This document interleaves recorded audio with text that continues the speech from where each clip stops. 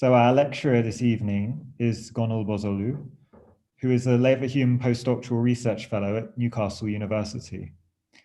Her research focuses on heritage and museum studies.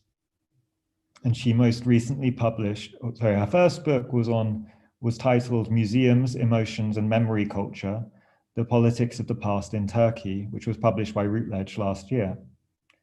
And she's now writing a new book on the heritage and memory cultures of the Greek communities of Istanbul, which is what we'll be hearing about this evening.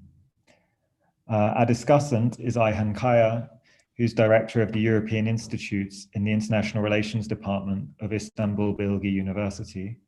He's written several works on migration and integration in Europe, most recently, Populism and Heritage in Europe, Lost in Diversity and Unity, which was also published by Routledge last year.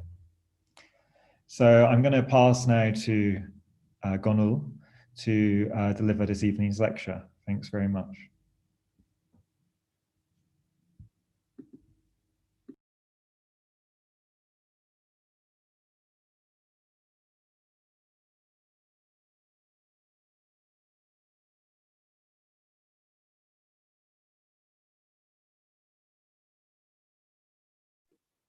So I'm just trying to share it. So can you see it? Yeah? Yes. Okay. Okay, well, hello, everyone. It's lovely to be talking to you. And I would like to thank Gizem Tongo and Danielle for inviting me tonight. I also want to thank Professor Ayhan, who is joining us from Istanbul Bilgi University today, as Daniel mentioned, and taking time out from his European Research Council grant on populism. I know which is a big grant, and thank you, Jan, for coming tonight. First of all, well, this is my structure. First of all, I know Daniel gave some information about me, but I should say a little bit more about my background. So maybe I will give you some ideas where I'm coming from in my work. So I have a hybrid background. I have a first degree in art history at Mimar Sinan University in Istanbul, a couple of master's degrees, one in Ottoman history, again at Mimar Sinan, and another in museum studies at Newcastle University. I also work in museums and archaeology in the UK and the Middle East. Then I did my PhD in anthropology, actually working on the politics of Turkish state museums, and now learning as I go on about the heritage and memory of the Greeks, room of Istanbul. And I'm also learning from the communities I work with. So in my PhD and the book that came after, I explored state level narratives, how certain museums tell particular stories about the Turkish nation, for example, talking about 1453 or Atatürk. After thinking about all of these national level stories and how the state uses them, I wanted to explore heritage and memory at a different scale. I also work a lot with the Greek communities of Istanbul in a previous project led by Newcastle University, Plural Heritages of Istanbul, where colleagues and I looked at how different social groups in Istanbul live with the past in their everyday lives. I got very interested in the history of these communities. I mean, actually the interest goes back earlier, but no time to talk about that. So I was interested in these remaining communities in Istanbul, but also the diaspora in Athens. For example, those who left around 1964 and their children. So I also become very interested in a concept of heritage as something that can be very personal, private, community-based, and not shown in a big state museum. Instead, it can be found in people's living rooms and in their personal photographic collections. So Laura Jane Smith has developed a very influential concept of authorized heritage discourse in heritage studies, or AHD. So this is the idea that certain heritages become dominant. Only certain historical stories get told, and they only get told in a certain way. Another problem with AHD is that it can have the effect of silencing other histories that authorities don't think are important or they don't like. So these histories don't end up in museums, and they don't appear in heritage sites or in history lessons at school. So my first book is definitely about AHD, but now I'm looking at the histories that we don't see, perhaps unauthorized heritage, perhaps personal and small, but still vital for how people think about their lives and identities. So my research has moved from big museums with lots of visitors to the living room. But these are both places where people engage with the past and make sense of it.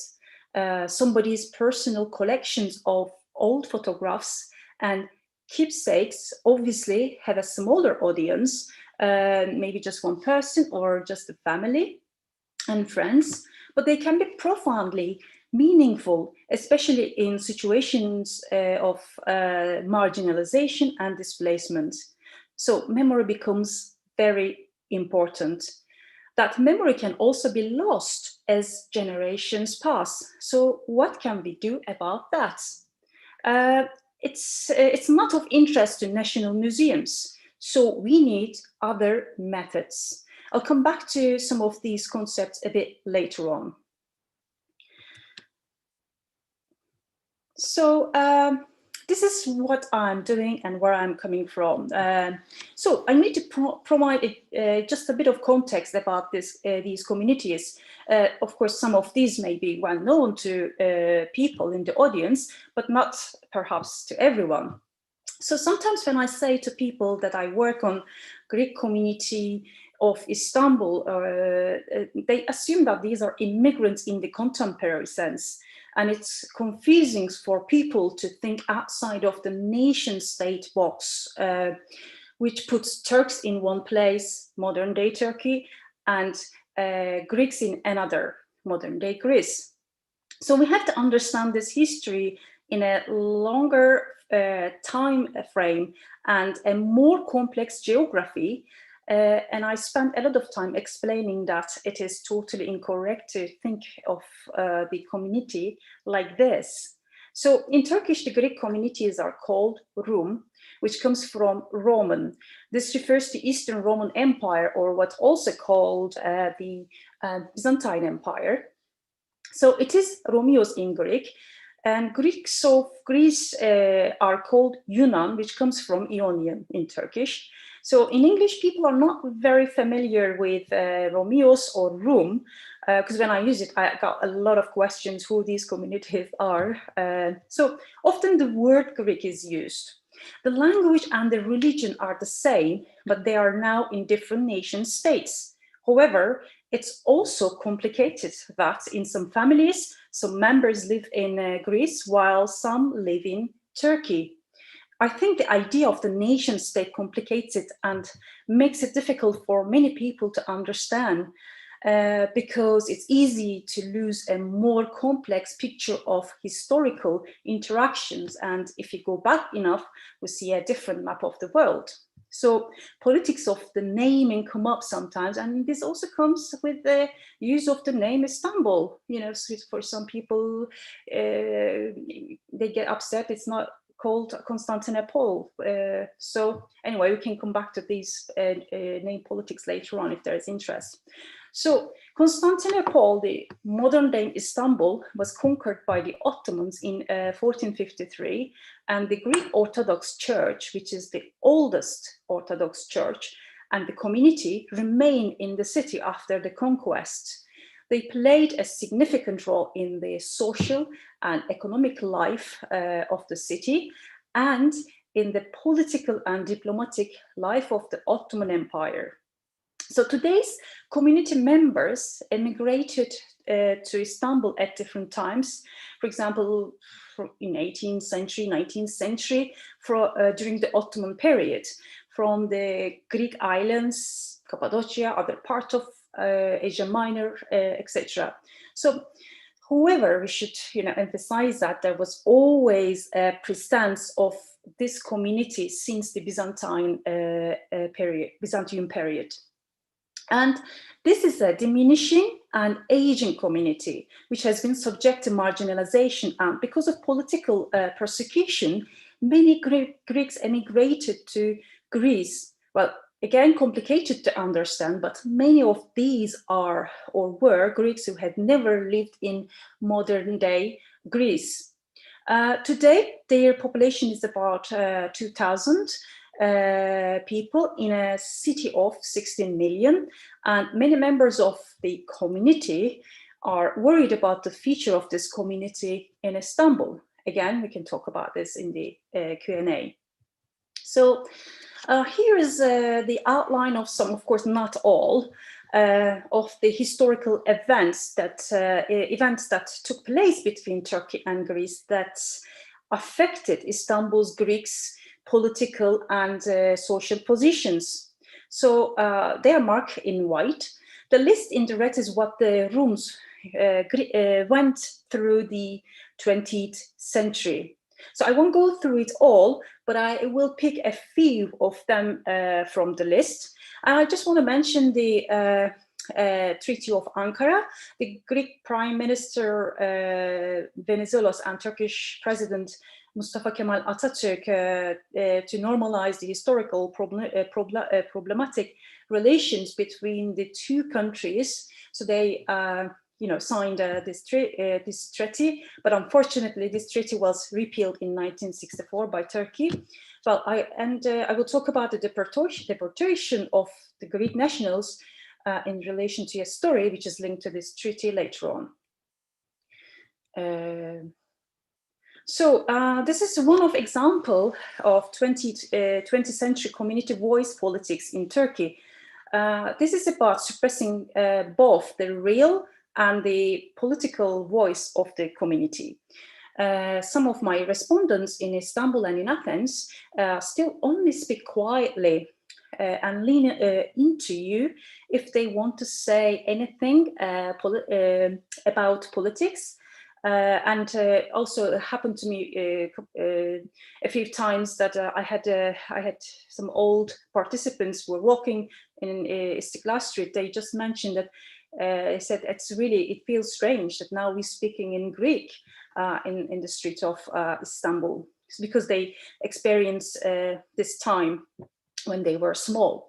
As I said, there are other moments that we can talk about, but I just want to help you to understand that there is a long history of marginalization of these communities through different legal, political, and social processes. So a key reference that I want to introduce quickly is the 1955 pogrom. So on the 5th of September 1955, fake news was released about the bombing of the Turkish consulate and the birthplace of Atatürk in Greece's second largest city, Thessaloniki. So this is at the time of Adnan Menderes government. So some organized national groups, but also included some non-organized ones who just joined the crowd, attacked the homes and the business of the Greeks of Istanbul. Thousands of shops and houses were plundered. Churches, cemeteries, and schools were also vandalized and often burned down. So this is one of the churches where I work with people. You see it's on the right. So the churchyard is still in a chaotic state and has not changed since it was looted in 1955. Now, volunteers are cataloging the rubble, and this is one of my participants showing me the damage to one of the old church doors after people tried to, open the door during the attack. So the church today has been restored, but what you see here is the original pieces from the previous church in the backyard. And 1955 often appears in my data, and some people don't want to talk about it, but some people start their conversation with it. But this is a case that is not very straightforward. In a memory record, some Greeks also remember emotionally the Turks who tried to save them. So I get these mixed stories. Anyway, if there is time, we can talk about some examples later. So the final event I'll talk about is the 1964 expulsion of people with Greek citizenship in 1964 as part of an attempt by the Turkish state to put pressure on Greece during the Cyprus conflict. This event followed the announcement of the Treaty of Friendship that I mentioned. This treaty, alongside the treaty laws, allowed the Romans who held Greek passports to stay in Istanbul. So many of these people had never been to Greece. Their families moved to Istanbul before 1908. That's why they were allowed to stay. There were about 10,000 of them, but it led to many more migrations because of people who were married to them, including Turks, because sometimes, they were married to Turkish people as well. So this New York Times article from 1964 gives a sense of this. It explains how lists of expellees were drawn up and people were given a week to leave, able to take with them only 200 lira and 20 kilos of possessions, which explains the title of this exhibition in 2014 in Istanbul. So this exhibition also shows that there is interest in this history in Turkey, you see events and initiatives like this by the independent organizations and galleries and so on. But to my knowledge, it is not documented in any state or local authority museum. So that goes back to the point that I made at the beginning, that this is not just a limited community history issue, but has relevance for everyone connected to Istanbul, to help us understand the social and political history of the city, and to make sure certain stories don't get lost. Whatever group people think they are from in Istanbul, they share the city, and it is very important to understand what has happened there over time. So, and I would like to talk about concepts and approaches that I'm using in this work a little bit. I have mentioned HD before, and it is, according to Laura Jane Smith, it is based on Western national and elite class experiences and reinforcing ideas of innate cultural value tied to time depth, monumentality, expert knowledge, and aesthetics. It comes to create a form of lens or gaze for identifying things as heritage and understanding its value that disables other ways of apprehending the past in the present. In this sense, the ways in which authorities think about heritage, what they choose as heritage and why, means that people are not able to see other things as heritage at all because they don't fit with the official concept. In some cases, an alternative heritage could even be seen as a problem for the real heritage because it can divert attention from it or doesn't fit the official narratives. So I want to counter this with an alternative to AHD, which is to understand that heritages can be plural. It's not just the official heritage, but can be much more mundane. So it can be minor, not in the history books, but it still matters intensely to people, often more than world heritage. So the book at the bottom is coming out in April next year and discusses ethnographic work done in historic neighborhoods of Istanbul. And what we found, and what I'm finding out in my current project when talking with people, is that minor heritages were highly important to them. Such minor heritages might be connected to group memory, everyday dwelling and neighborhood life, old shops, streets, and buildings that aren't there anymore, or practices and customs that are gone. Of course, one issue with these minor heritages is that they're not often considered important enough by authorities to get attention. They remain hidden by AHD. In time, as generations pass, they can easily be lost. To engage with them, we must find mechanisms outside official channels, and I'll come back to that. So what I mean by a memory world is the imaginative, sensory and storied world made by remembering people, particularly in situations of loss or change, in order to live with the past in the present and make sense of their experiences in personal and community dimensions.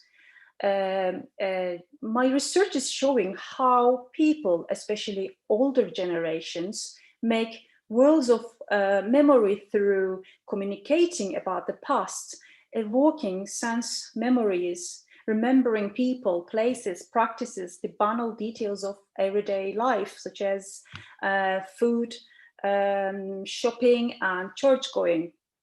And sometimes their experiences of well-known historical events or important moments. So that is an important point.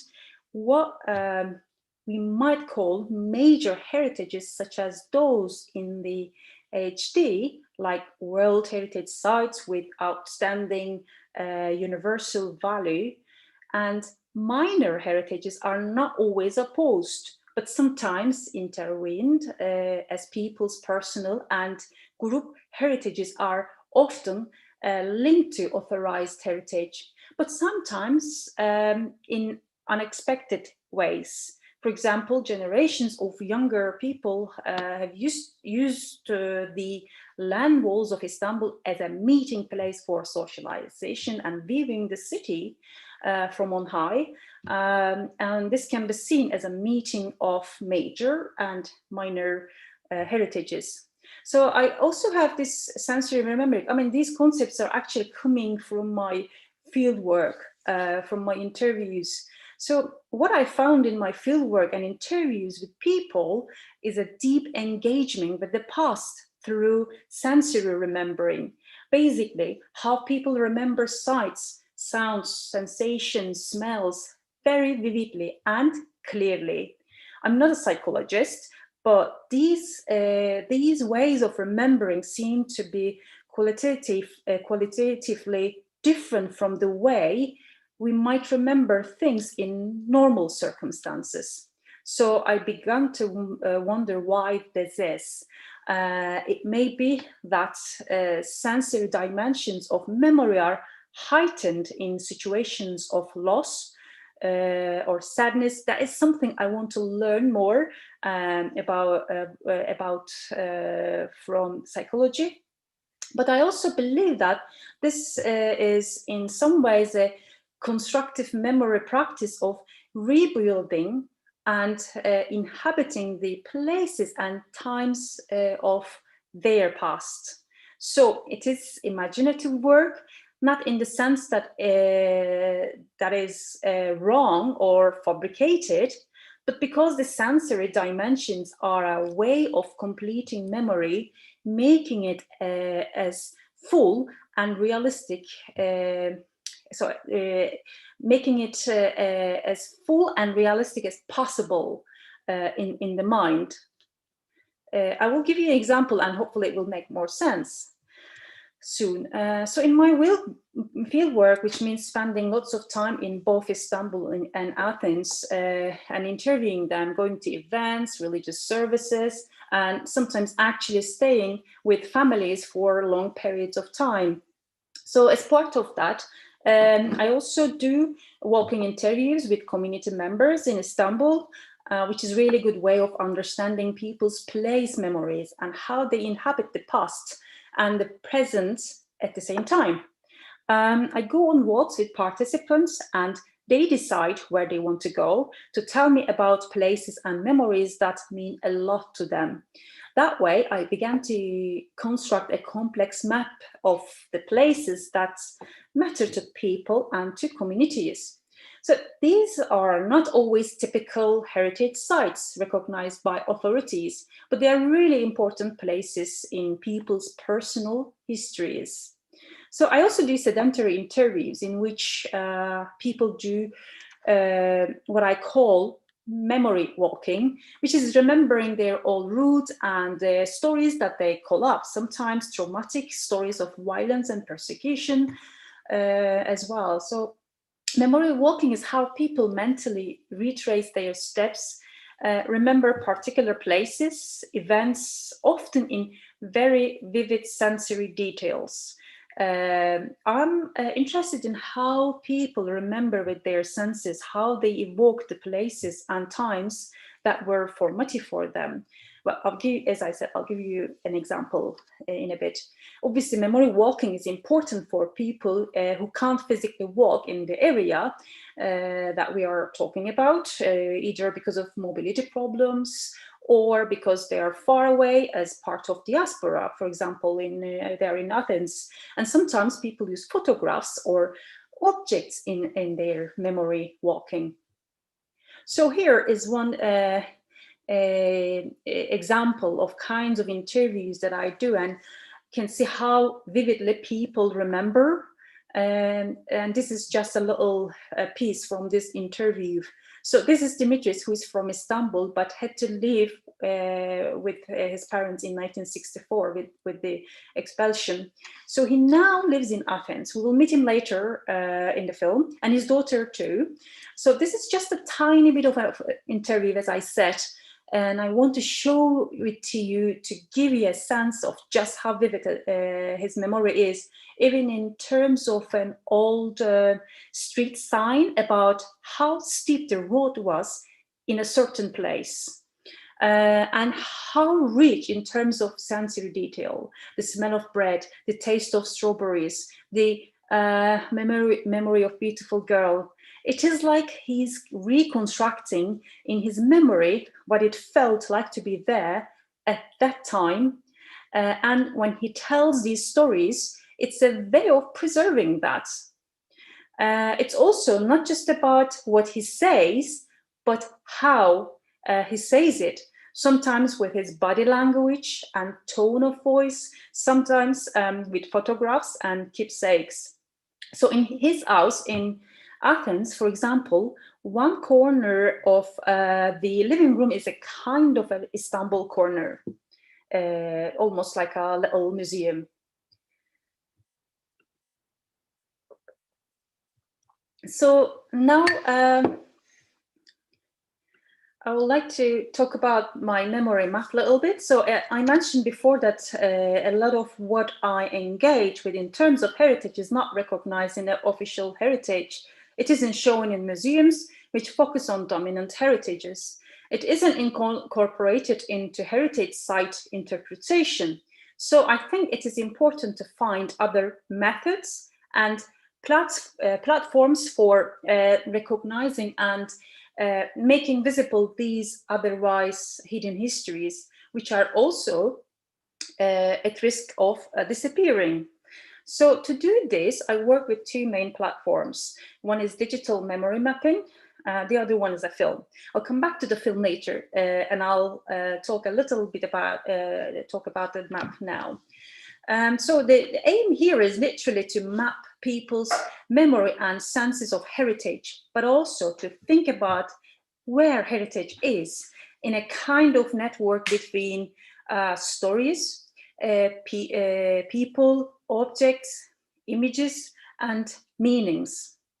So this is a way of providing a digital showcase for heritages that are missing from the official record. It is also a community resource that my participants feel very strongly about. In a sense, what I'm trying to capture is the memory worlds in which people live because of their personal and community histories. So now I want to show you what I do with this in-memory map I'm creating.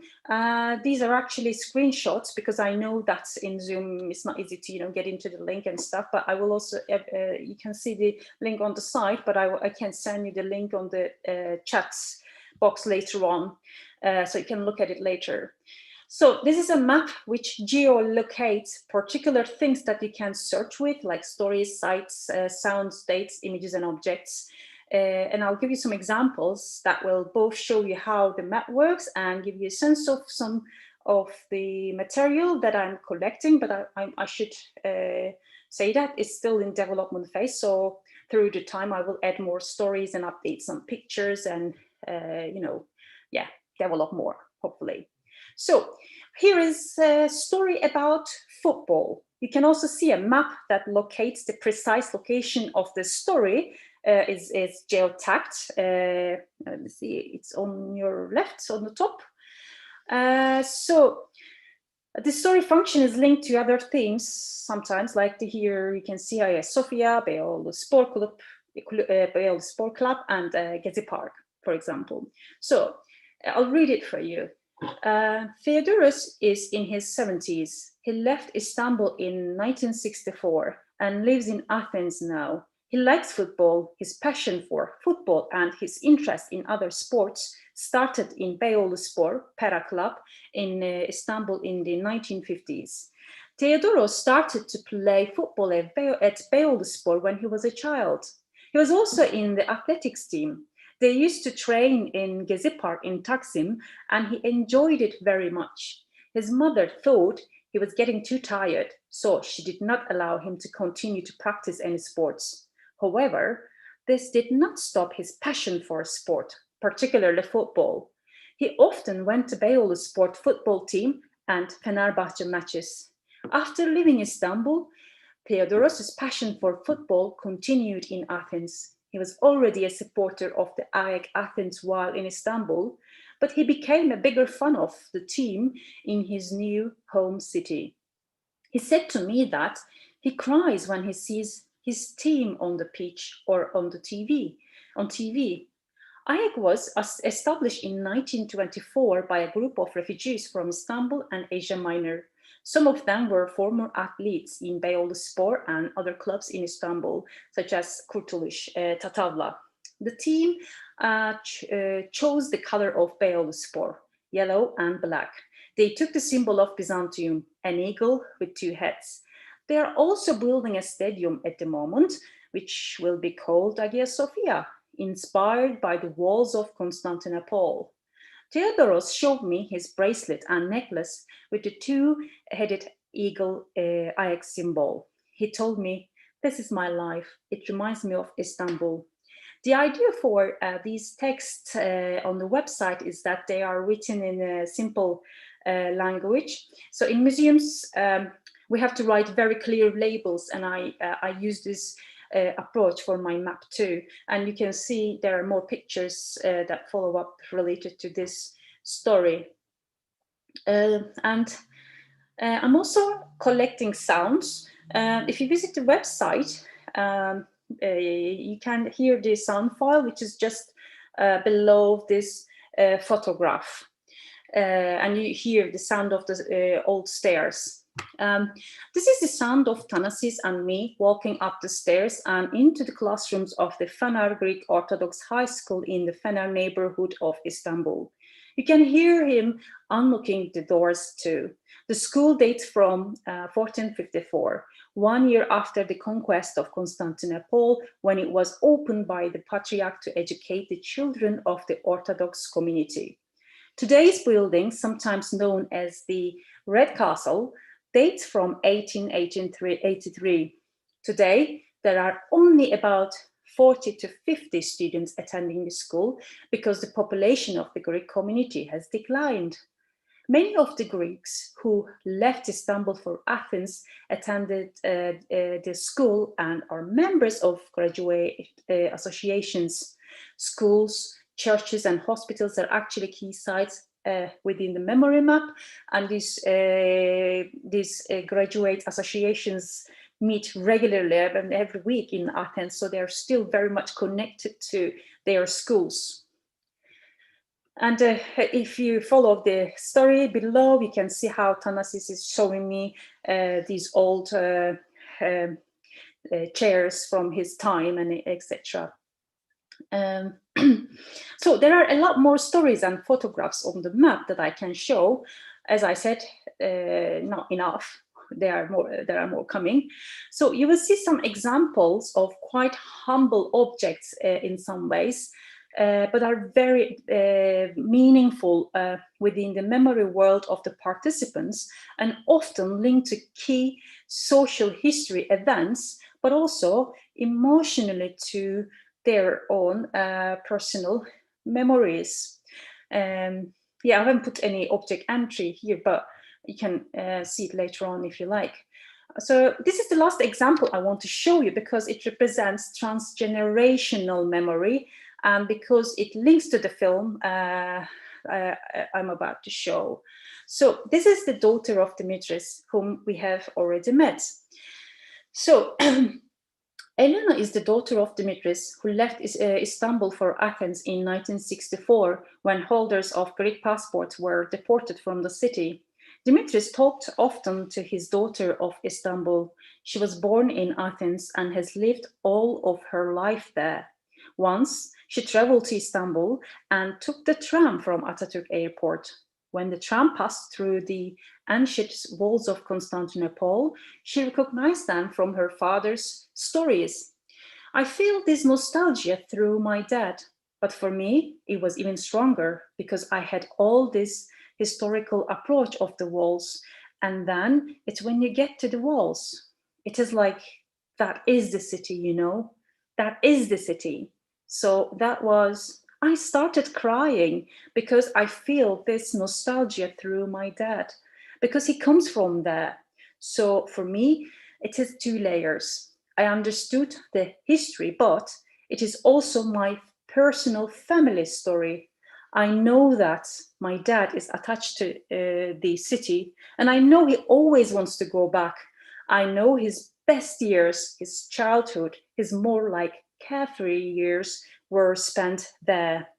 He said, "Now I'm going to show you my place." And he took me to all the places. He took me to Samatya, where he was born. That is the city as I saw it through my dad's eyes. He would take me to all the places and he would tell me nice stories. So it was like everything was perfect.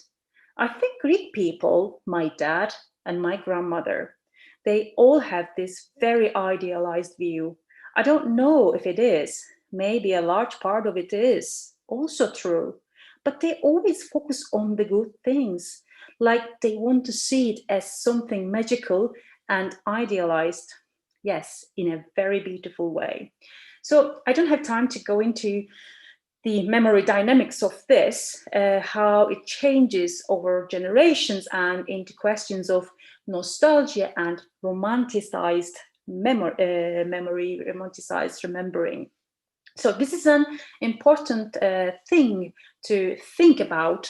And actually, the Greek Istanbuli communities in Istanbul itself and in Athens have a different relationship with the city. If anyone is interested, again, we can talk about that later. Again, my aim is to understand and show these different memory experiences and show that this is not a homogeneous community.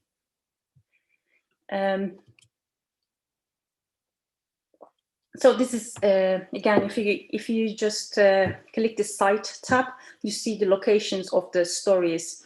Well, these locations, as you can see, also include Athens. And now, briefly, I will talk about the film. This is a story that I've been following and filming with Dimitris and my colleague, the filmmaker, Cem Hakverdi at Istanbul Bilgi University. So this story emerged during my fieldwork, and I just talked to Cem, who I worked with before, and he was enthusiastic about this story, and we started this film. So Dimitri's parents, as we heard, parents had to move to Athens because of the 1964 expulsion of people with Greek citizenship, and his parents died later died in Athens. But before they died, they told their son that they wanted to be buried in Istanbul because their family cemetery was in a historic Greek cemetery in Istanbul, which is Balıklı. And he managed to do this earlier this year, just before COVID-19. And Cem and I managed to go to Athens and follow up this story and film it. So this was an opportunity to tell Dimitris' story, but also to tell wider stories about the Greek communities of Istanbul through working from people's memories to social histories and back again to show the meaning of Istanbul for people who have left, but also what it means for the Greek community that has remained. So the film is a way of showing the interaction of personal histories and memory with bigger socio-political histories, but above all, doing so in a way that is not really academic in the traditional sense. It is the communities that do the talking, and we never appear, so you never hear my voice giving historical background. And we try to tell tell all of the stories through people's memories, voices, and journeys. So I also believe that this film will have more effect and impact than any academic book that I can write. So the film is not finished, but we actually filmed the Istanbul site. So it's, as you can see on the picture on the right, during the pandemic, it was hard, but we managed to finish that bit. And there is more to do in Athens as soon as we can travel there, but hopefully in the next year we will be able to watch the film. I can show you a trailer that we made after the presentation, and it's just for it's just 3 minutes long. But before we view the trailer, I would like to conclude with a few remarks on what I think some of this memory practice means. So making worlds of memory of different kinds, verbal, sensory, material, emotional, is a way of returning in the mind. But it is always partial. When people spend time with their photographic collections or tell funny stories of how they went to church as teenagers because it was the only place they could see girls, how they would be followed all the way home by the smell of pide. This is always a return to the past. But this return is enclosed by loss and by the memory of difficult experiences. This loss persists because the history and heritage of displacement is hidden. This leads me to the question of where do heritage and memory sit? The answer is not just in historic urban fabric, but perhaps in a churchyard, perhaps in a box of photographs, perhaps in a story or in the speaking voice and body of an old woman or man. But in fact, it resides in all of these at the same time. Now, this relates clearly to the experiences and practices of diaspora room. I'm finding that it is more complex for the existing room communities in Istanbul. Sometimes they resist a nostalgic version of the past or being homogenized into a single group with a single identity defined by difficult community history like 1955 pogrom. Like one of my friends told me, it's nice that people remember 1955, but I'm tired of getting lots of texts on the anniversary of 1955. So also, as some of them point out to me, they continue to live in Istanbul and they haven't moved, and they continue to live in a marginal position. However, the older generation of Istanbuli Rum shares some of the vivid memory practices with diaspora Rum, at least in some way. Some are not nostalgic in a rose-tinted spectacles way, but angry and bitter, although the sensory imagining is similar.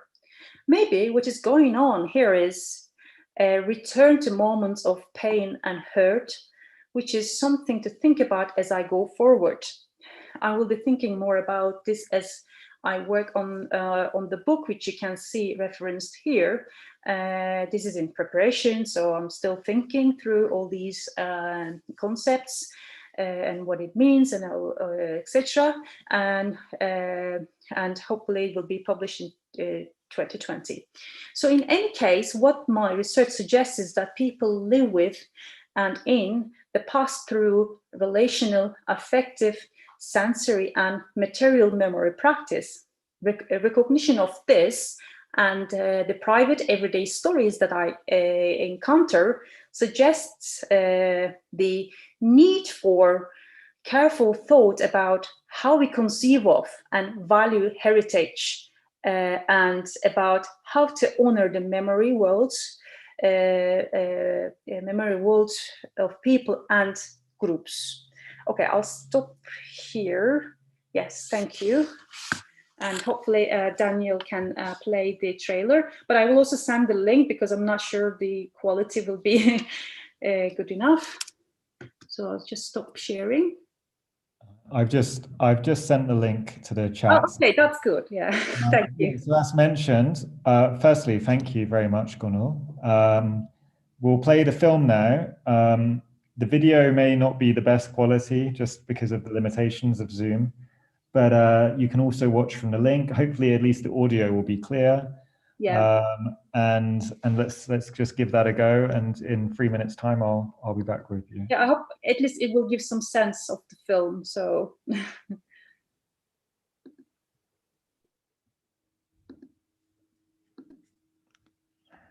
Okay.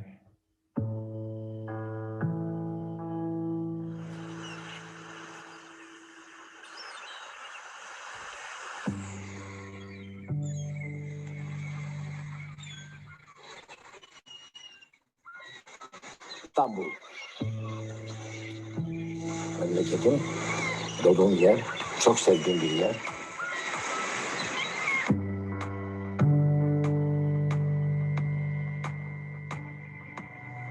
Eski İstanbulluları çok hasret ediyorum. Artık yoklar.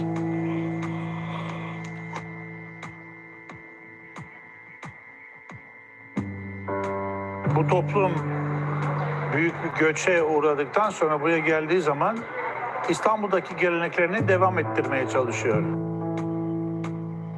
Bir kız vardı aşağıda, rıhtımda bana bir mendil sallıyordu. Belki başkasına sallıyordu. Ama o kızı bana sallıyordu diye düşündüm. Ama bunu biliyordum. Yani Galata Okulu'nun okulda öyle bir öğrenciymiş. Yani öyle sandım. Bak dedim, beni seviyordu. Ben bunu bilmiyordum. Öyle sandım. Bak sandım.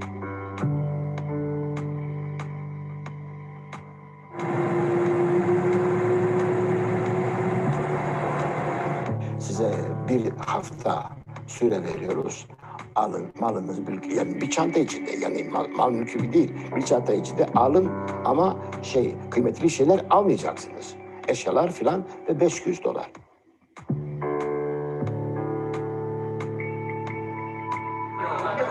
Yes, Biz oradayken gavur diyorlardı. Buraya geldiğimizde Türk tohumu diyorlardı. Yani orada da memnun değildik aslında. Çünkü yabancıymışız gibi bakıyorlardı. Buraya geldiğimizde de aynı şey. İlk başta, ilk yeni geldiğimizde ondan sonra biz kendimizi yani gösterdik.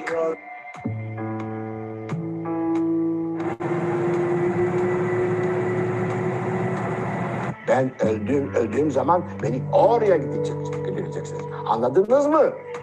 Öyle konuşuyordu annem. Beni burada gömmeyeceksiniz. Orada. Anne öyle işler olmaz. Çok para istiyor yani cenaze. Yani öyle konuştum annemle. Neyse beni oraya gideceksin. Akrabalarımın yanında olmak istiyorum dedi. Annemin babamın yanında. Onu şimdi yapıyorum.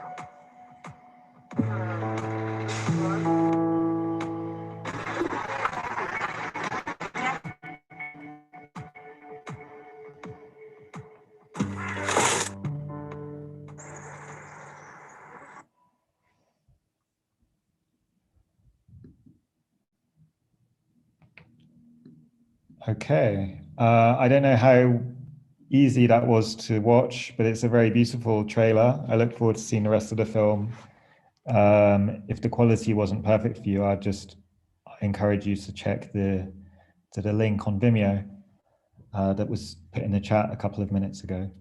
So again, thank you again, Gönül. I'm going to now ask Ayhan Kaya for his comments. In the meantime, whilst Ayhan's giving his comments on the presentation, please also write your own questions to the Q&A button, and then we'll get to those in 10 minutes or so.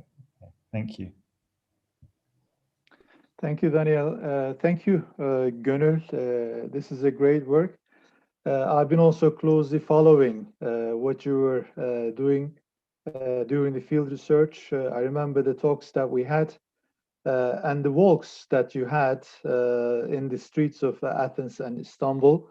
In each occasion, you were finding a way to escape from the conferences, from the Horizon 2020 meetings, and then finding yourself in those streets and in a way museumizing those streets from the voices, from the perspectives of those individuals speaking from below in a way as opposed to the authorized heritage discourse. So from what you have also shared with us, you basically did a kind of ethnographic study of a group of people who were rather investing in a subversive heritage discourse rather than an authorized heritage discourse.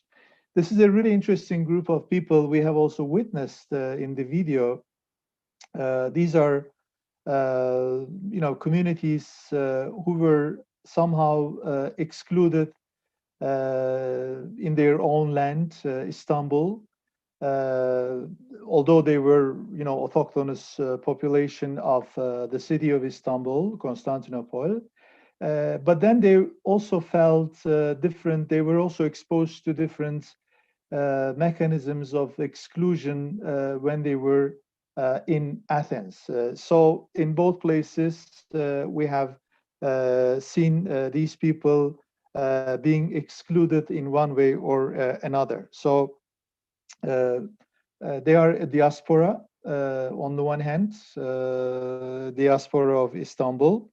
And yes, this is also an interesting story in the sense that it gives us a lot of clues about the Turkish nation building process. When I was watching the video as well as listening to you, I couldn't help myself thinking about the definition of the Turkish nation since the early days of the 1920s. As someone, from political science background, as well as from social anthropology discipline, working on the construction of minorities, it has always been very interesting for me to take a look at the stories of the Greek Rum community, because they are Rum community. And this Rum identity has been also reproduced in Athens, as far as I can see.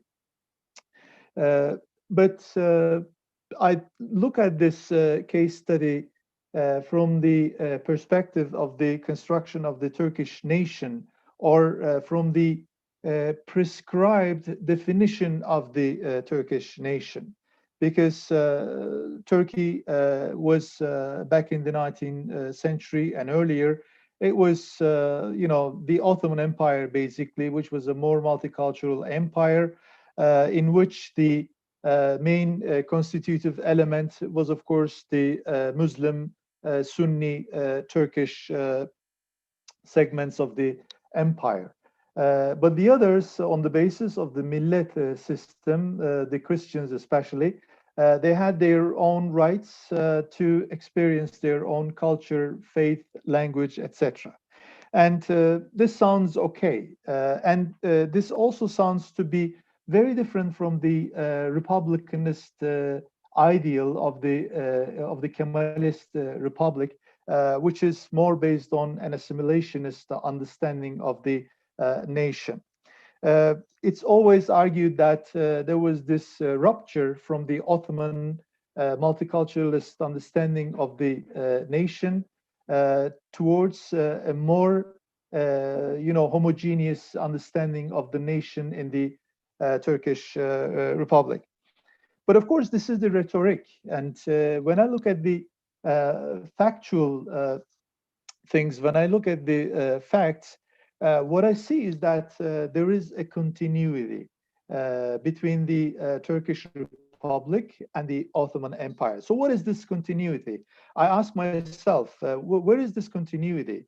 Well, I think the continuity is about the very notion of the nation, millet. In the Turkish vocabulary, millet comes from Arabic naming Milla, which literally means a group of people having the same faith.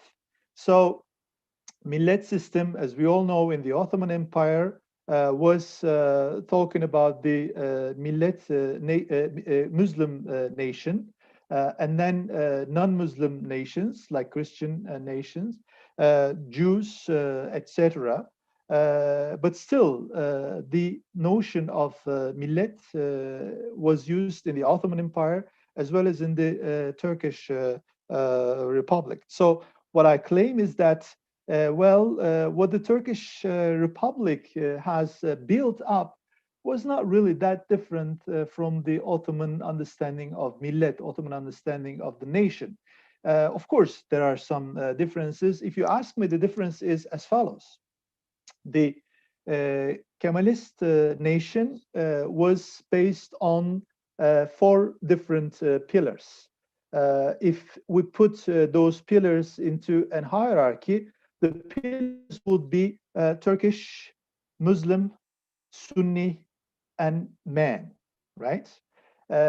Now, of course, in Turkey, we have been discussing about different things, and one of these things is that Kemalist nation is no longer there because of the current changes in Turkish politics, Justice and Development Party, Erdogan's Turkey becoming more neo-Ottomanist, becoming more conservative, becoming more Islamist. But when it comes to the definition of the nation, it doesn't really change that much. And I see that the Turkish nation is still, the same, but only the priority of these quadruple pillars have slightly changed. It is no longer Turkish, Muslim, Sunni men.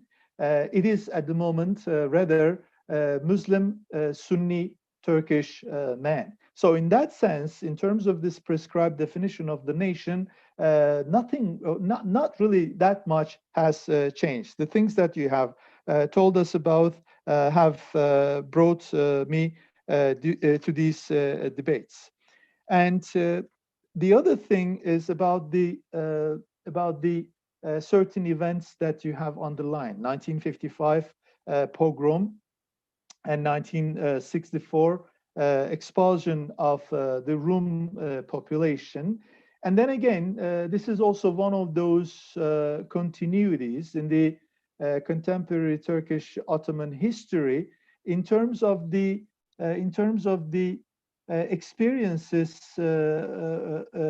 of transferring the prosperity from one group to another.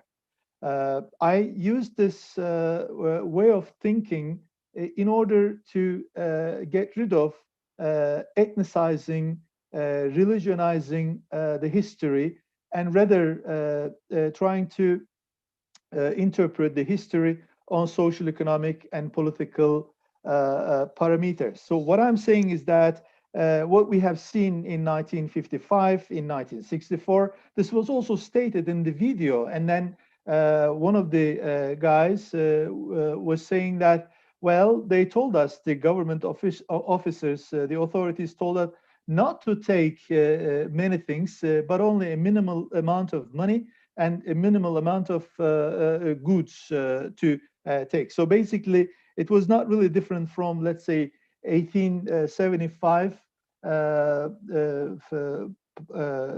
Harput disaster near the city of Elazığ, where the Armenians were actually plundered by the poor Muslim Kurdish groups. It was not, in that sense, very different from what happened in 1915 when the Armenians were forced to have the exodus and causing the death of hundreds, thousands of people. So we see this in the Turkish history. We see this in the history of many other nations building up their nation states in a way. I'm not going to take much of the time. What you have told us in terms of memory and nostalgia, I think, is very interesting because I mean, from my own research on the rise of right-wing populism, the use of the past and nostalgia in the rhetoric of right-wing populist groups, or also the other groups of people like Islamists in Europe. This is probably, you can also take it as a kind of question. This is probably because of the need to have a sense of continuity between the older generations, past generations, and ourselves. Since the present is really radically changing, very rapidly changing, we need to relocate ourselves and make a certain sense of what is really going on in the present sense. So in that sense, it seems to me that engagement in the past is like a tactic to come to terms with the perils of the present, which actually hurts. And I believe still those who are remaining, of course, you said, I think if I'm not mistaken, around like 2,000 people left. I remember from my own, youth years back in the 1980s, we were talking about 50,000 people as such. So since then, the migration apparently continued.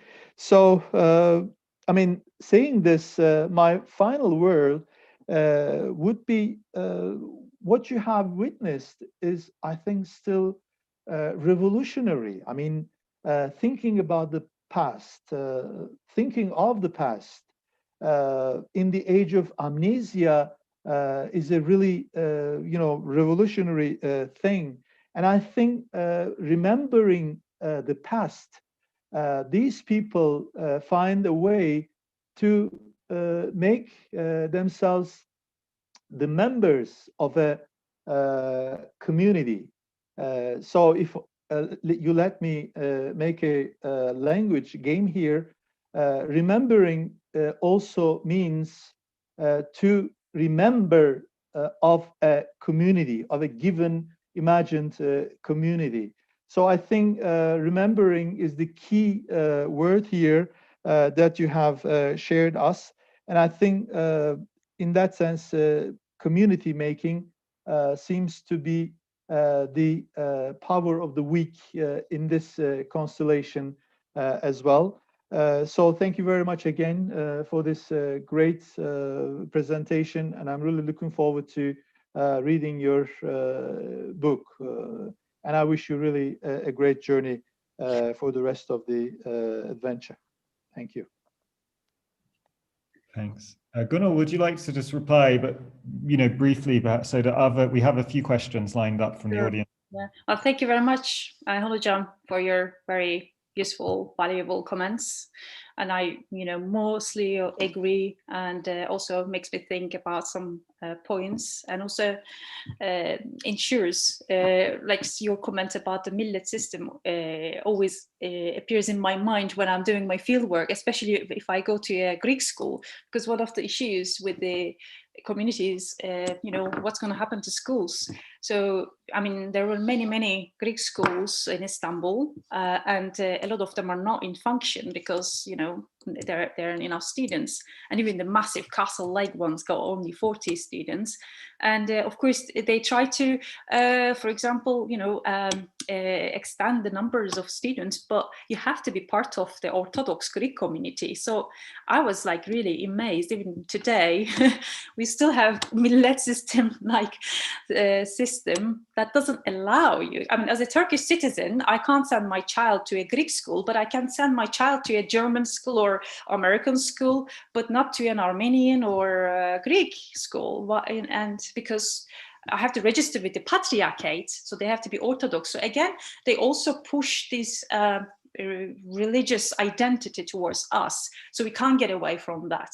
And when I talk to some of my Armenian and Greek friends, we always talk about this, like, oh, why do we have to talk about you're Orthodox, you're Muslim, you're non-Muslim, you're secular? Because it's always with us, unfortunately. I mean, this hasn't been broken with the establishment of Turkish Republic, as you said. But also, I like the way that you said, how Rum invest in a subversive heritage discourse. So, I mean, instead of authorized heritage discourse, AHD, we can actually say subversive heritage discourse, which, actually really reflects. But not, this is not always deeply political intent with the Greeks, because often just a personal or a private way of living with the past. But as we can see, it gets complicated. That it links with politics as well. And yeah, as you say, remembering also means like remember, remember as in the members of a group. So you remember, but you also become a member of a group, kind of thing, as you play nicely. Yeah, and I really agree with your final comment as well. And just one thing with your also comments about continuation about pogroms and lootings with people.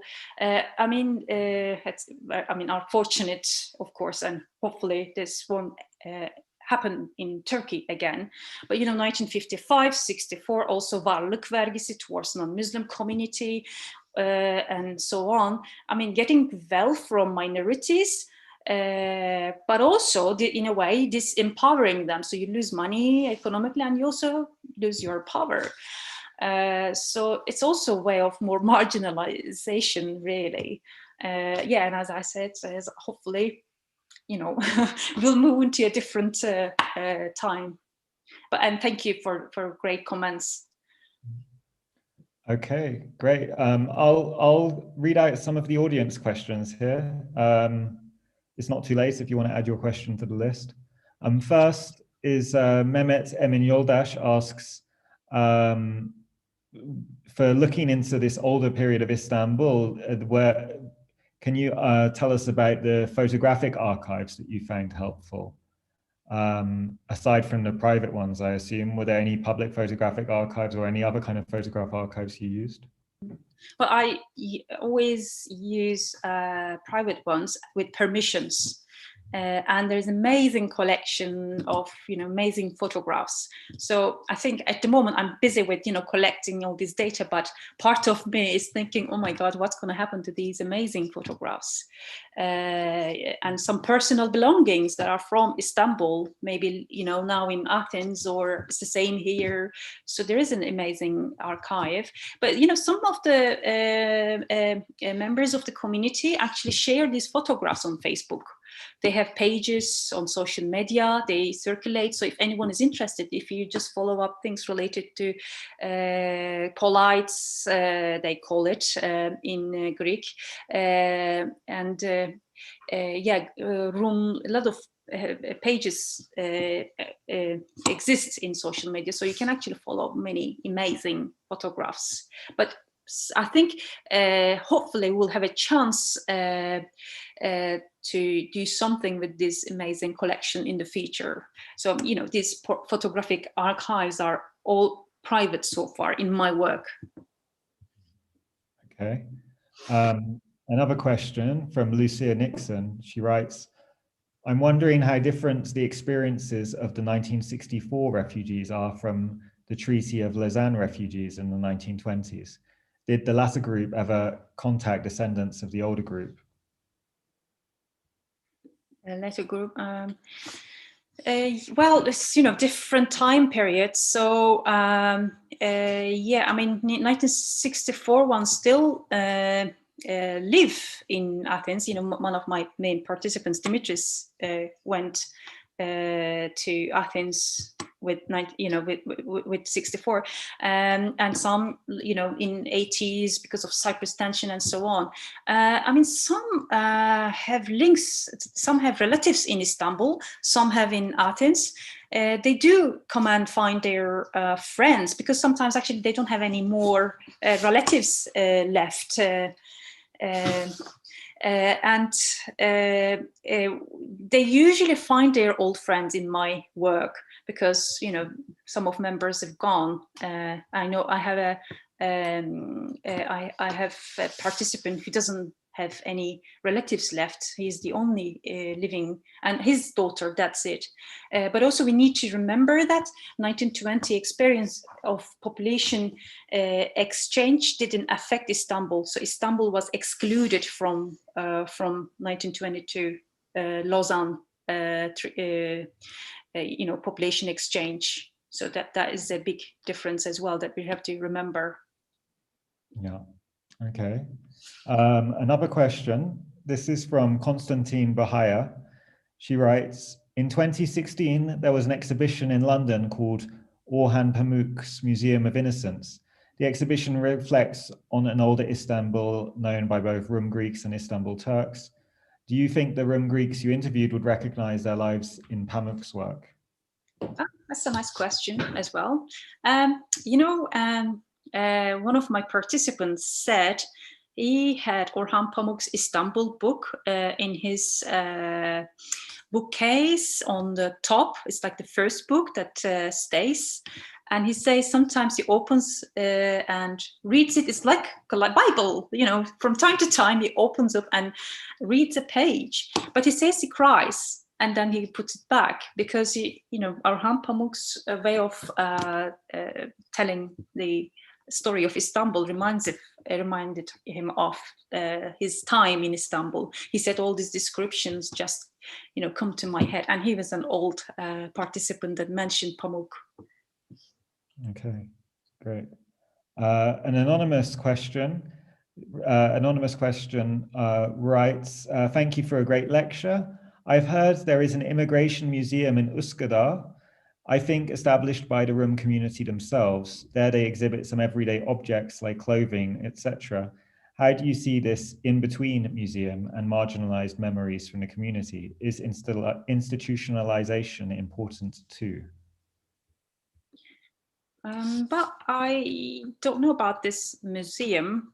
I mean, often we, as I showed in the presentation, we sometimes see some, initiatives by independent organizations or researchers and so on. So it actually exists, but it's not in the state museums or places. So the answer will be also to the second bit. It's yes and no. So it is important for communities to feel recognized. That's the main thing. So you can do it with institutions or I don't know, in any ways. So it's just the problem is, you are from one country and you see heritages all around you, something is happening, and you're not there. No one cares about you. So I don't know if you want to, it doesn't have to be institutions, but somehow films or something in public, they should have a voice somehow. And of course, now we go to museums because this is the way how we communicate about the past. But yeah, if there is another way, that is also possible. The main thing is, as I said, just recognize their heritage and make them feel that they are part of your community, your country. Another question from Hakan Tahan. He writes, thank you very much for the great presentation. I would like to ask about the material changes around the Greek Orthodox heritage and their surroundings. Did Thanasis give any remarks on that? For example, were the churches left hidden behind the contemporary post-1964 constructions?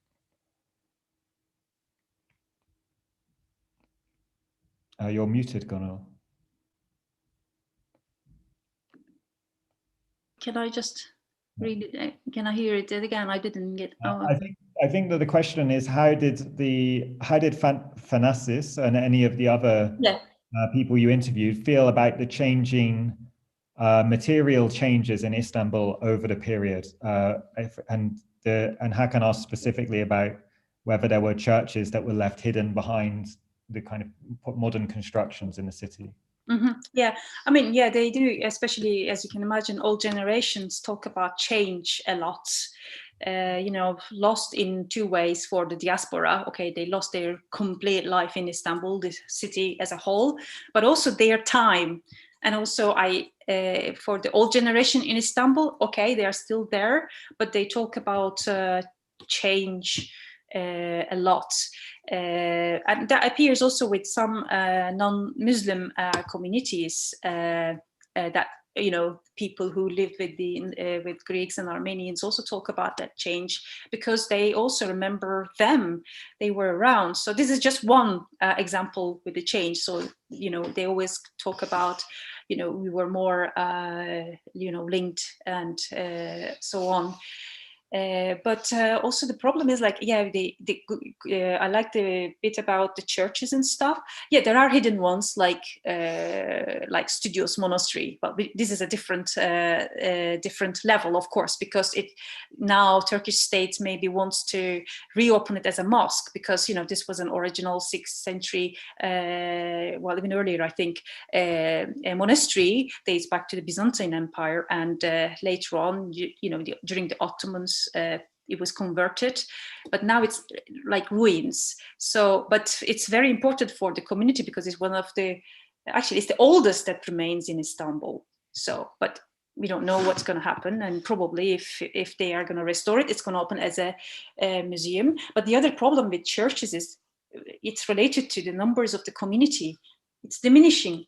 And what happens is, actually, if you go around Istanbul, it doesn't have to be Old Part and Beyoğlu, even like places like Paşabahçe, which is far, far away from the center, or, sometimes Göztepe or whatever. Actually, you see a lot of Greek Orthodox churches because there was a community. But now these churches are empty.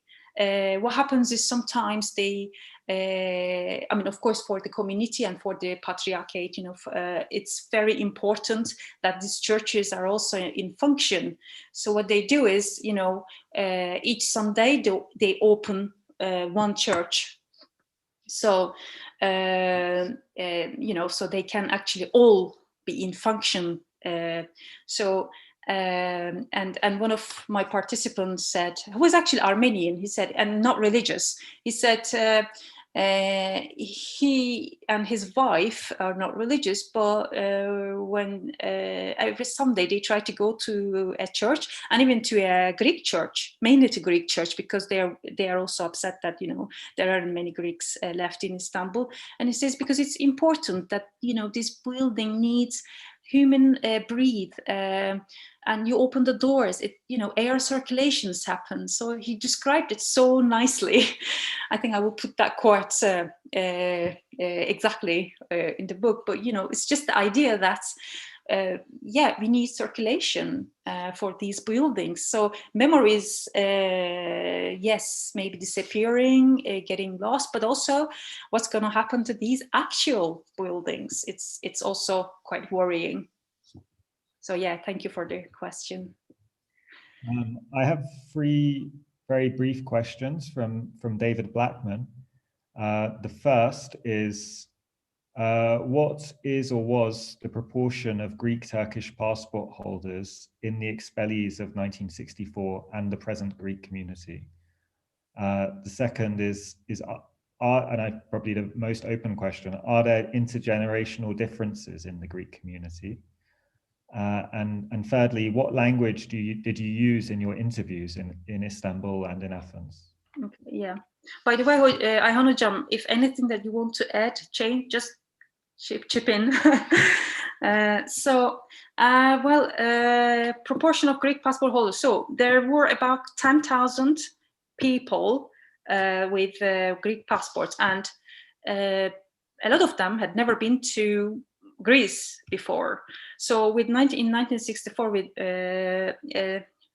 when Treaty of Friendship was de-announced, these people just given 1 week to leave Istanbul. But problem was these people were already married to Rums or Armenians or Turks, even with Turkish citizenship. So apparently what we hear in stories is police come to your home and says, okay, you need to leave, but your wife or your husband or your son can stay. But you have only 1 week to go.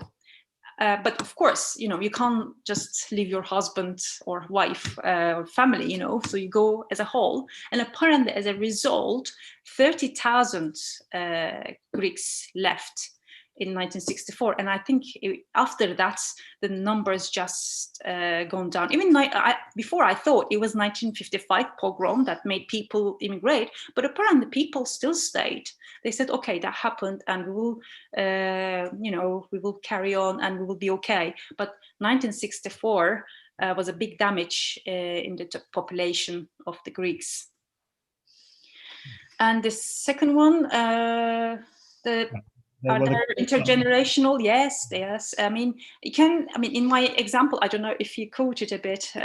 Obviously, the second generation learns about Istanbul through their grandparents or their parents, and these second generation are born in Greece, and they grow up as just like Yunan Greek, so. But they hear these stories, and I come across with different experiences in the second generations. Like Elena is really into his father's heritage and enthusiastic, and we are in touch a lot. And I, go out a lot in Istanbul. We talk, we walk, and all of that. But some of them don't want to come to Istanbul. Because they. I think it depends on how they experience it with their parents or grandparents. Because some of them are quite angry, and they grew up with sad stories, and they completely ignore this side. And one of them said to me, I think we don't have much interest in Istanbul because we know that our parents were expelled or had, and the memory of pogrom went through the family a bit. And he said, I think we don't have interest, but he compared their memory with the third generation of the Asia Minor descendants, because they said actually the children of the refugees of 1922 didn't have any interest in Anatolia, but now it's changing. So this negative feeling is disappearing. And actually, when I was in Athens, I had a lot of interest in my work, or about just me, because I was from Turkey, and they were saying, oh, you know, my grandfather was from Black Sea or from Izmir or this and that. So I could actually even get that curiosity, but that curiosity doesn't appear vividly in the Istanbul group. And I know that there is this federation of the whole Istanbulites in Athens. They actually encourage the new generation to learn Turkish, even because they say, well, Turkish is also part of our memory and culture, and today we want to have a link with Turkey, and you know, Turkish is also a part of that, and they encourage them to learn Turkish, and they actually encourage them to move back to Turkey if it's possible and live and, you know, make this community bigger again and lively again. So, you know, this is actually concern in the community itself as well.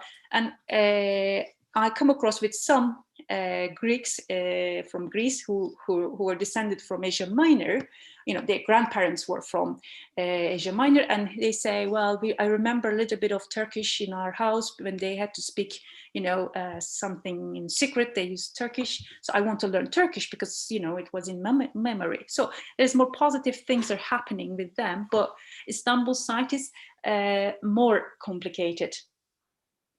So, and then this links to what language I use in my interviews.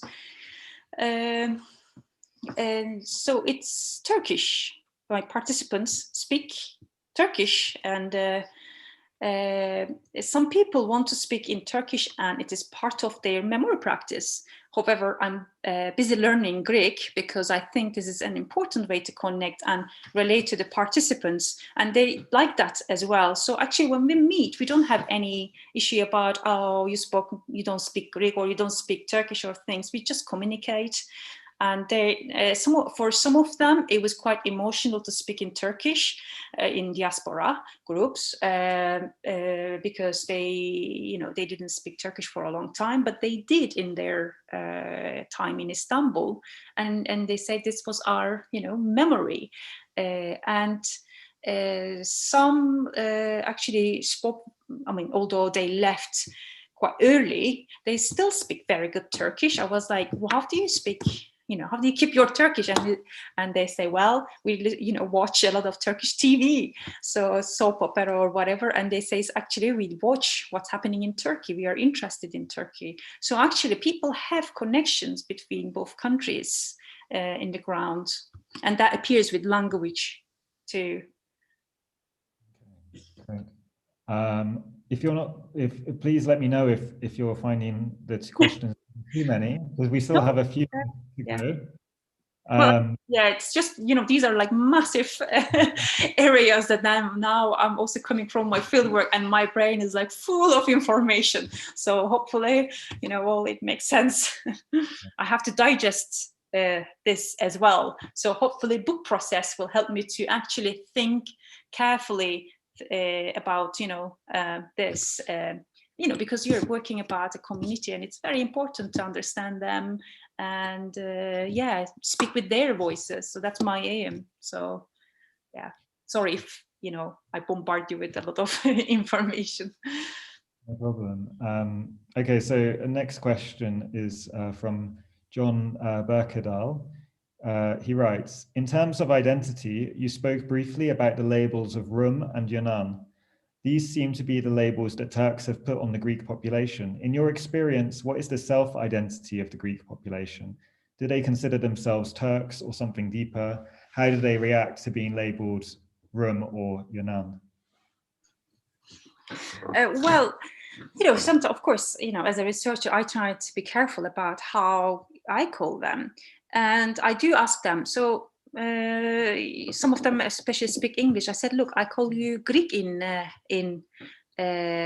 in English, and they say, well, it's okay, it's fine, it's not a problem, because we are Greek-speaking Orthodox community, so our religion and language is the same.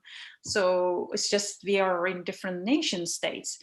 But in Turkey, I think this is mainly happening with the diaspora, and actually they really like the word Rum. Because it's related to Roman, and they are very much, big of. I wouldn't say all of them, but many of them are also attached to Byzantine Empire, and Roman. Rum comes from Byzantine, being Byzantium, and so they quite like the word Rum, but the remaining ones usually emphasize that they are not Yunan. They are Rum. So I wouldn't call, Istanbul's Rum Yunan, but I can call them Greek in English, because because as I said, people don't know Romaic because we used it once in an event and no one understood what we were talking about. But in Turkish, yes, it's division. And then in fact, they say, look, we are not Yunan, we are Rum, because also we are from here. We are from Istanbul. And we are from Turkey, so they want to be Rum, not Yunan. So they want to actually have more connection with Turkey. And as I said, this is all, sometimes the politics and all the system, make us, okay, Muslim, Christian and stuff. Actually, a lot of members of remaining group are tired of this. So let it be Turkish or let it be Greek, whatever. But just, we are from the same country. Even when I was working on Greeks, I was like, with Greeks, I was like, well, until I actually started this project, I had no idea about the history of Greeks. And this is actually not just history of Rums or Greece or Turkey. This is history of us. We are related to Istanbul. We are thinking about Istanbul. We walk in Istanbul. And when I read some stories that happen in just middle of this city, is like fascinating. It's like we don't know. And these are not well known. So you have to dig it up. Yeah. Okay, can we, if you don't mind, we'll try and tackle a few more questions. Barış Çakmakçı writes, one of the most important problems of Greek schools in Istanbul is the education between Greek and Arab origin Orthodox students. Lately, they all have to study together. What do the people you interviewed think about the education in Arabic and Greek? Is this a threat to the education of the remaining Greek students?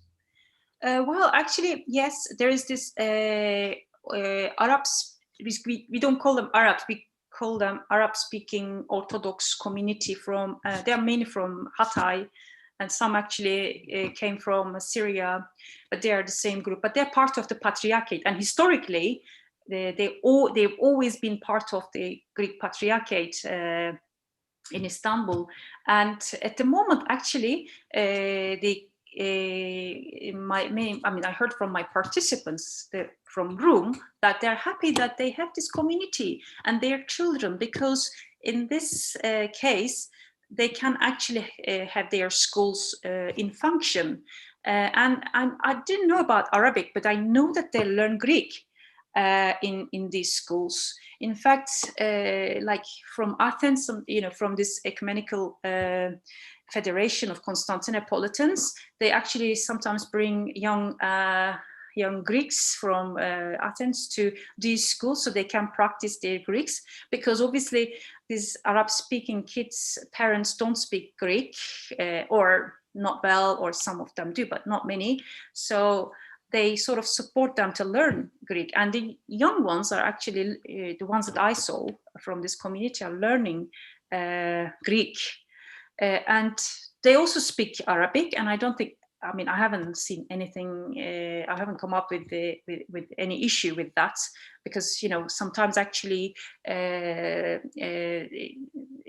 the schools, in churches, you see these Arab-speaking Orthodox people are working, and they are speaking in Arabic together. So it exists, but it's not I don't think it's an issue. I never come across with it anyway.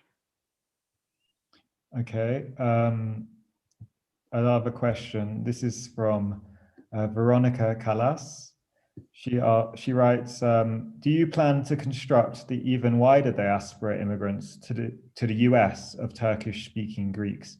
And do you hear anything in particular in your interviews about how they feel about Greece, the Greek state, attitudes from their fellow Greeks in Greece, difficulties integrating into Greek society? Yeah, well, actually, next Friday, I'm going to interview a diaspora room in Australia. So I just read his story, and sometimes, you know, if I come across with an interesting story, you know, I just contact them, say, you know, can I actually talk to you? And they usually say yes. So yeah, why not? I can of course extend. The reason I focus on Athens is, I mean, there's the biggest immigration happened in you know, to Athens. So it's the biggest room community. I mean, there are many in Thessaloniki as well. So actually, towards the end, I might go to Thessaloniki and talk to some of them as well. But yeah, my main focus is Athens. It also makes work easy, so I just go there and, you know, meet many people, and I know where to go, who to go, and so on. And there was another point. And by the way, Melbourne is a very important city for the Greek diaspora. You know, people from Greece and from Turkey.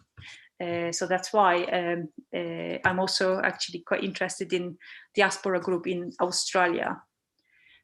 And there was another point that they... The other part of the question was quite broad, and I think you've spoken to some of it already, but it was... oh yeah, the population problem. Integration, yeah.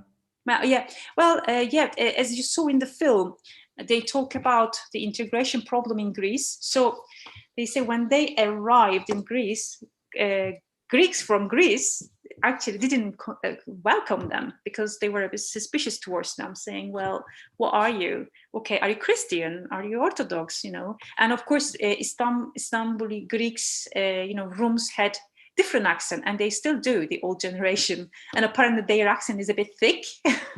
So apparently, you know, they talked about their accent, and also when rooms speak, sometimes they use Turkish words, but the words become more Greek, but people in Greece don't understand the word. So sometimes these things are happening. So apparently these things happen when they moved in earlier years, like in 60s and 80s and so on. But now, they don't see any problem, but they sometimes complain that Greek state or Greeks don't know about their story. They don't know who they are. They don't know what they've gone through. So they judge them at the beginning, but then left in a way. And they always talk about one film that was done by a room from Istanbul.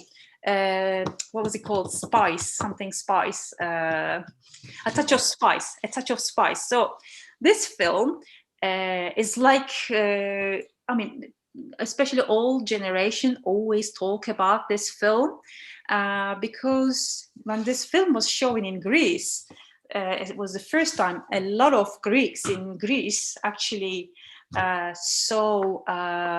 understood and thought about for the first time, you know, about these Istanbulites, these polite people. So yeah, you know, it was a problem for the community. So they were discriminated against at the beginning. And sometimes they say, well, they also judge us like they don't see us Helen or, you know, this. But at the moment, especially with the second generation, it doesn't even come out at all because they're more like Greece's Greeks. And you know, they don't speak Turkish. They grew up with Greece's Greeks and system and culture, so it changes with the generations. Okay, I think I'm gonna aim for 3 more questions. They're all quite brief ones, and then if there is time, I might ask my own question. Okay, Kenneth Frank writes, can you comment on traditional interreligious practices that are remembered? For example, the August 15th pilgrimage to the Prince's Islands. Yeah, yes, this Ayayorgi Day in BIAA. Yeah, it's there. You know, I remember when I was in Turkey, it was usually on TV. I don't know if it is now, but it used to be on TV. That there was this massive queue outside of the church. You know, on that day, because and the people who queued up were not all Orthodox people. They were actually Muslim Turkish or secular Turkish or whatever.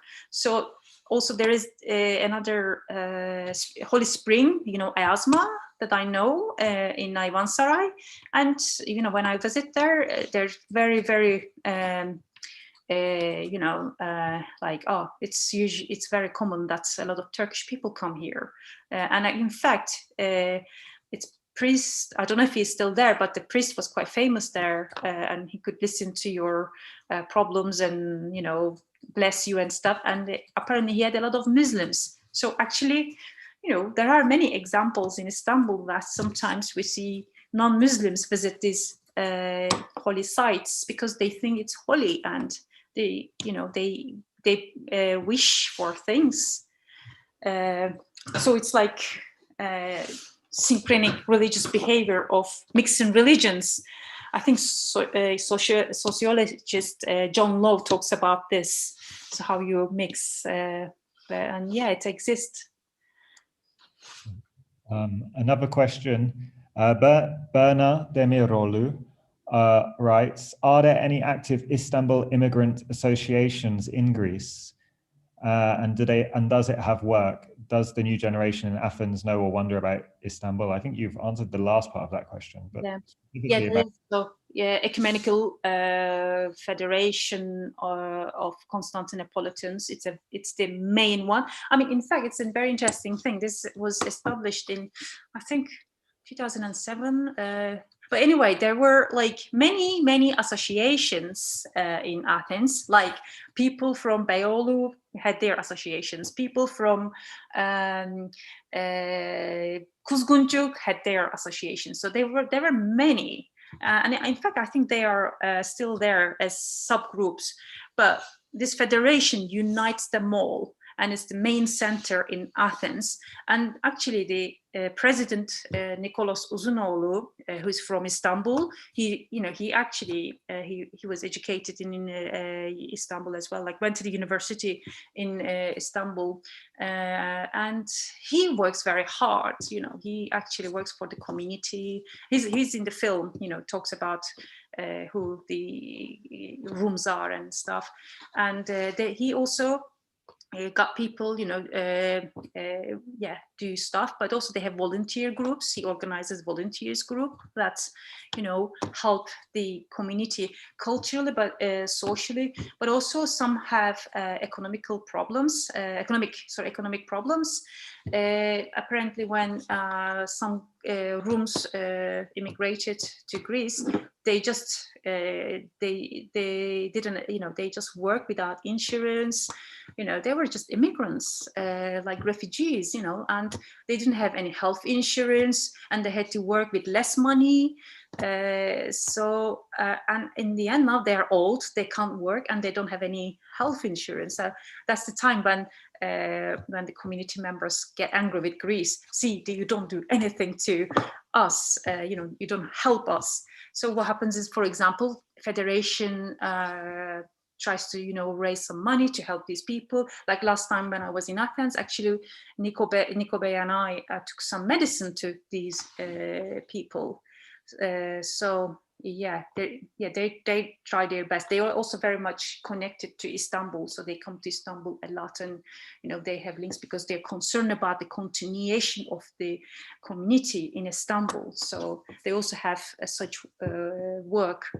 I mean, they also work on physical heritage sites like orphanage in BIAA, and, you know, some of the churches, their conditions, like how they can restore. So they do actually think about all sorts of things that is, that are related to the community. Okay, and the final question I think we'll take is John Moreton writes, thanks for a fascinating talk. I'm wondering whether you have had any useful contacts and cooperation with the Center for Asia Minor Studies in Athens. I was lucky enough to visit the center with the Levantine Heritage Foundation back in 2018. Yeah, I also been there a few times, and they're nice and helpful. So if anyone is, if anyone works on Asia Minor and even Istanbul, they have a nice library, but also people are nice. They try to help you if they can. So yeah, it's a good place to remind me I should go back. And then if you don't mind, I'll ask my own question. Of course, yeah. Basically, one of a quote that I'm fond of using, coming from an article or chapter, I think, written by Thomas Gallant about the, I think, he highlights the danger of this kind of celebratory tale of diaspora. It made me think in terms of the Greek community of Istanbul, and not that they are unique in this, to the extent to which that their memories that you're using paint perhaps an idealistic or nostalgic picture of that community, and the danger when talking about minorities in general of kind of flattening a community and eliminating, intercommunal tensions or intercommunal or tensions within that community. For example, in my own work on earlier 20th century Istanbul, I'm currently expanding on some of the research I did on my PhD about prostitution. And obviously, a large part of the prostitution of early 20th century Istanbul involved or disproportionately involved the Rum community. So, but I imagine that in the kind of encounters you have, such a topic comes up very little. So how do you account for this kind of nostalgia and the danger of flattening a community into a kind of two-dimensional ideal? Yes, nostalgia, yes, can be a problem. Yeah, it's a very, very important point that we need to think about when we, work with a community. And even as a researcher, you might end up, romanticizing the group and so on. And Svetlana Boym talks about nostalgia, and also sees this romantic idea of nostalgia quite problematic. Yes, nostalgia can be dangerous, but also positive. So I think, like in my work, first of all, I try to understand, okay, how do you feel? What is your view? So of course, some have more nostalgic view, but I think in the end, and I have this discussion with the remaining group who don't like this nostalgia. In fact, they have also, for example, like Istos, which is a publishing house, but more than a publishing house, they also have research center, and they are also organizing events about the Rum communities. But then I tell them, well, but then what do you do? Because that also exists, and that's how they feel. That's how they connect to the past. Nostalgia is the way of communicating for them. But I think in my position, I try not to, just stick to that.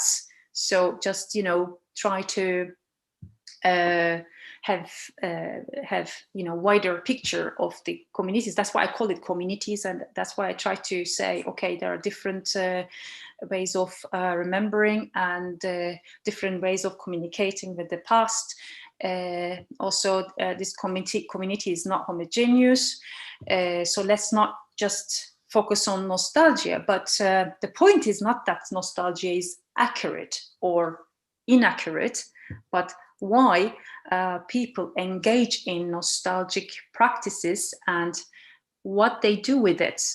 So, I mean, if an old person in Athens, let's say, have really, I do get that a lot, this nostalgic remembering of Istanbul, and of course you reconstruct your memories and your identity and so on. But if it makes him happy and if he's okay and if it doesn't harm anyone, of course it's fine, because this is his reality. But we shouldn't, but then we have to be careful where it goes in the end, if it has negative effect on some others or community. So these are very delicate balances that we have to be careful with. So if you just go on, it happened to me with some other researchers, when I talk about this, remember, it's just a nostalgia. Yeah, but people feel like that. So we can't just ignore because this nostalgia is fake or not real place, or, not representing the real place or real remembering. We're judging people's remembering. So as a researcher, I shouldn't judge people. I can just try to understand and try to find a balance, between different meanings. So when I talk about this, and I do talk about it and I write about it, but on the other hand, I also listen to others who don't like this nostalgic remembering. They have different relationship with Istanbul and with the past and with their grandparents and so on. I mean, yes, like, for example, this nostalgia created some cliches. This is one problem with my community. What you hear is, this is just one example. My grandparents, my parents, they, in 40s, 50s, they were very chic. They were wearing nice clothes when they went out. So in the street of Istiklal, in Beyoğlu, in Pera, wherever, you wouldn't see people in bad clothes and manner as well. So the picture is like all these nice middle class ladies and gentlemen, very cultured, and it turns into this cliche that is like whole, rooms were like that, like rich and middle class. In fact, that even turned into a story that it was related to varlık vergisi, this welfare tax, and also the pogrom. Before I started this, what I was reading in official things was, these non-Muslims became very rich. So it was just, it just targeted the rich people. So, this nostalgia is turning into something a bit different from the original. And then, and actually when I talk to some people, they say, well, my grandparents were not like that. They were poor. And when I actually look at some people, they were poor. They need help with medicine. They don't have health care and stuff. They were just shopkeepers in Eminönü, in Tahtakale, just like ordinary shopkeepers or taxi driver, and he said, like, one of them said, my grandparents were immigrant peasants from Cappadocia. Okay, maybe with parents and with them it's changed, they were educated and stuff, but you don't, because of this nice great nostalgia that was created, we actually miss some other stories, some other pictures. So I think I would recognize that. I wouldn't tell this person, maybe yes, their parents, grandparents who went with nice clothes. In fact, I saw the photos, they look great and everything. So I will, of course, admit that, and I will write about that. But I have to be careful that this doesn't dominate other, details, other realities, or So it's just, as I said, delicate balances that I think we are responsible for understanding. Okay, well, thanks. That was a very extensive answer to my question. Also, we have to understand it's about loss in the end, and this loss is there, and this loss creates nostalgia. I mean, this is inevitable because it's all about loss. Okay, I think that we better bring the talk to an end. We're almost at 2 hours. And there were some great questions. Thanks to everyone who asked a question. Thanks to everyone who listened patiently. I'm sure that Gönül would not be opposed to people getting in touch with her if they would like. I noticed that someone specifically wanted to write to you regarding their family history, and on YouTube, but I think that everyone can find your email on the Newcastle University website, I assume. Yes, they can. Yeah. Welcome to check that. Yeah, Thank, of course. yeah, and thanks again to Ayhan for his comments. I think I'm going to end the lecture now. So if you missed anything, check us on YouTube for the full 2 hours. Thanks. Well, thank you very much, and thanks again, Ayhan Hocam. Thank you very much. There was just one question, Daniel, about the about whether there are Istanbulis who are feeling sad about the disappearance of rooms in Istanbul. It was one of the first questions. I cannot help answering that question myself. Yes, there are thousands of people, millions of people. I live in Ayastefanos, a district of Istanbul, which was originally a Greek fisherman village. And now there is still a remarkable Greek community there, room community there. When I talk to the locals, I'm also a local there, I always keep hearing people talking about the good old days, saying that, well, we used to play together, we used to spend so much time together, we were very happy together. This is also a nostalgic statement of the past, which is there. And of course, there are also so many other people who are feeling sad about the loss. We understand the value of the people whom we basically lose.